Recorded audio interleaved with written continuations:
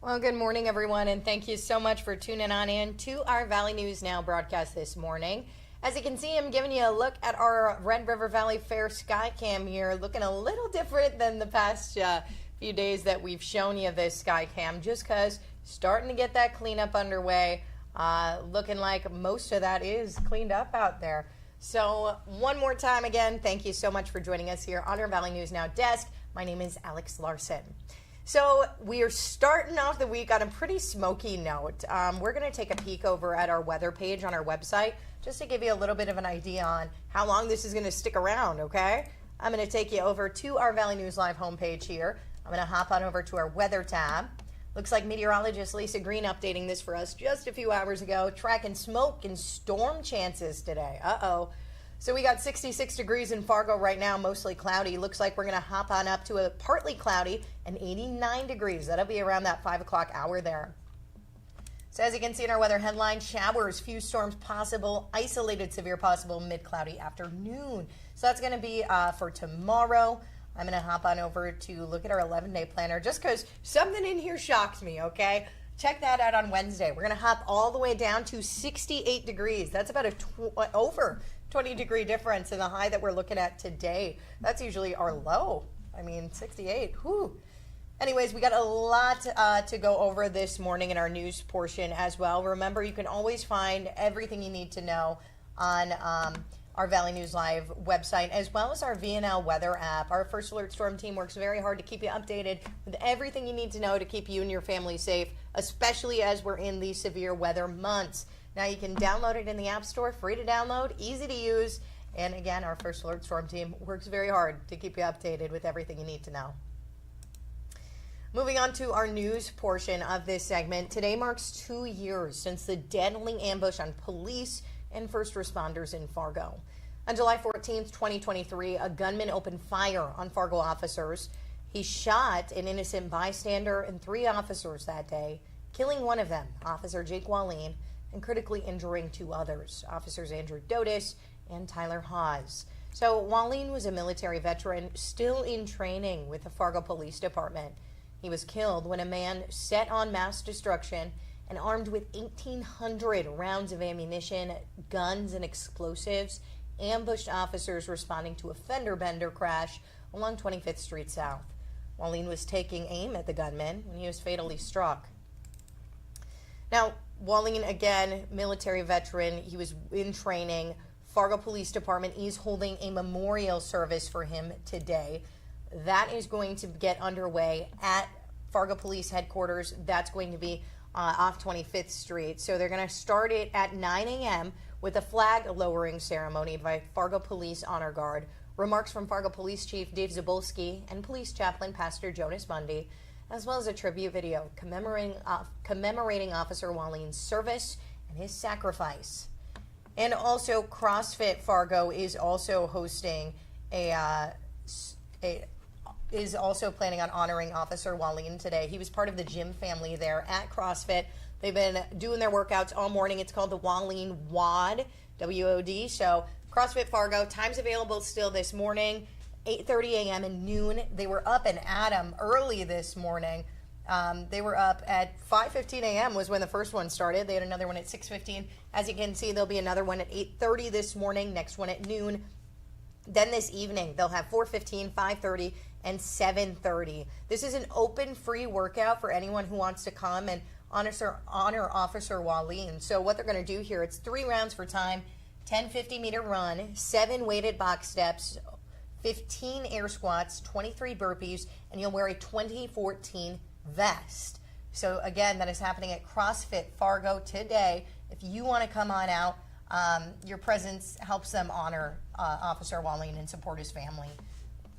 And we will have those details as well posted over on our website, valleynewslive.com, if you want to get in on that. And Fargo police say a kid was allegedly hit by a car in Fargo. That was in a parking lot over the weekend. Police say it happened just before 7 p.m. in the 2200 block of 6th Avenue South. So police say Michael Kimba was leaving a parking lot and failed to notice a child run out into the parking lot in front of his vehicle. He's suspected of hitting the kid with his car and then dragging them for a short time. Officials say he eventually stopped the vehicle and attempted to render first aid to the child. That kid is suffering serious but non-life-threatening injuries. And it was also reported that nearby witnesses who saw this incident unfold pulled Kimba from his vehicle and started physically assaulting him. So officials say Kimba actually fled the scene. He went home and then he called police to inform them about what happened. So according to police, no citations have been issued at this time, but charges for reckless driving, those are getting sent to the city attorney's office for its review in the coming days. And one woman's behind bars after allegedly stabbing a man in the neck in Fargo. That happened over this weekend. Fargo police say that incident happened around 9:50 a.m. Saturday. That was in the 1300 block of 3rd Avenue North. I'm going to pull up the suspect here. When officers arrived, they found a man with a stab wound to the neck. Police were able to use surveillance video to track down this suspect. This is Jessica McCroskey, 35 years old. And according to police, the victim and the suspect do not know each other at all. Officials say the victim had found McCroskey walking on his property, and then he confronted her. She immediately stabbed him and ran away. The victim is suffering serious but non-life-threatening injuries. And McCroskey was eventually located and taken into custody. She's facing charges of aggravated assault as well as attempted murder. And police say 2 people had been on the pedestrian bridge over I-94 with signs saying 8647. Officials say it was reported 2 other people had seen the signs and approached them with the intent of taking those signs down. A fight happened then, and all 4 people involved are suffering minor injuries. Nobody was taken for medical treatment from that scene. A report for disorderly conduct and simple assault is being completed. However, there were no arrests. Big news out of Minnesota today. After several delays, the trial for Minnesota State Senator Nicole Mitchell is set to start today. Mitchell's trial was first delayed during 2 legislative sessions, and then again after the assassination of Minnesota Representative Melissa Hortman and the attempted assassination of Senator John Hoffman. So a lot of time has passed since Mitchell's arrest. It was in April of last year, so April 2024. Mitchell's charged in Becker County with first-degree burglary and possession of burglary or theft tools. According to court documents, Mitchell allegedly broke into her stepmother's home. She was dressed in all black and had a black sock over a flashlight. Her stepmom reported she tripped over Mitchell, who was lying near her bed. Documents say Mitchell told police she went there to collect some of her late father's items, including his ashes. However, Mitchell has denied taking anything from the home. She has entered a not guilty plea to the 2 burglary-related charges against her. If found guilty, though, she does face a maximum in prison sentence of 20 years. Minimum, she's looking at 6 months. Mitchell's trial is getting underway at 8:30 this morning in Becker County, just under an hour from now. We're going to have live coverage from this trial all throughout the week here on Valley News Live. But if you want to watch that trial live, you don't want to wait for our broadcast, that's fine. We're going to have it live on our website, valleynewslive.com, or of course your free VNL News app that you can stay up to date and in the loop with everything you need to know regarding that trial. And to help with recovery efforts in Texas, Governor Tim Walz is announcing a Minnesota Task Force 1 K-9 unit is traveling to assist in search and recovery efforts. Minnesota TF1 is one of the state's 2 urban search and rescue teams, which can assist with structural collapse, heavy rescue, wide area search, trench rescue, confined space rescue, rope rescue, and advanced medical care. And the Red River Valley Fair has wrapped up the 10 best days of summer with one final concert last night.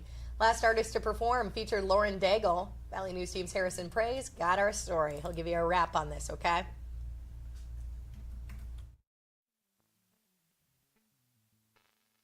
Interest became Fargo as it related to last year with the Red River Valley Fair. The Red River Valley Fair wrapped up on Sunday. One of their sponsors, Pulse North Dakota, shared how they were able to promote fans to come watch the fair's last act, Lauren Daigle. In November, after Lauren was booked, the Red River Valley came to Pulse once again and said, would you like to be a sponsor, for the concert with Lauren? and our staff didn't hesitate. The partnership started in 2024 when they had other gospel acts perform at the fair. Nick Hall, an evangelist, has been a part of Pulse, North Dakota and has brought gospel to different parts of the state. The process began about 2 years ago, and with interest for Nick to come across his home state, which is North Dakota, and to hold outreach events. Anderson says that they've broken up their events in 8 places of North Dakota, Fargo being one of them, and what's the goal has been to bring people together. We bring the relationships from the community and, of course, the significant church base. You know, you have some churches that are 2,000 and 3,000 in the community, one's 12,000. The Lauren Daigle concert anticipated over 13,000 people attending the concert. We're really encouraging them to bring people with them when they come. Just don't come on your own, but you might have a family member, a friend, a family member, brother, sister, maybe that's experiencing some difficult times. Sunday night's event was one of the fair's biggest turnouts for their concerts, thanks in part to Pulse, North Dakota. In West Fargo, Harrison Prey, Valley News Live. Well, how cool is that? And if you missed any of our fair coverage, we were out there all week last week having just as much fun as you. You can head on over to valleynewslive.com or, of course, as always, your free VNL News app. Now, that's about all I got for you. The time is now sitting at 7:41 a.m. I'm signing off for the time being, so I will see you back here tomorrow around that 7:30 time frame here on YouTube, Facebook, as well as live streaming over on our website as well. That's where you can find this every weekday around that 7:30 time frame. I'll be here to keep you updated and in the loop with everything you may have missed throughout the morning or just want to hear it one more time.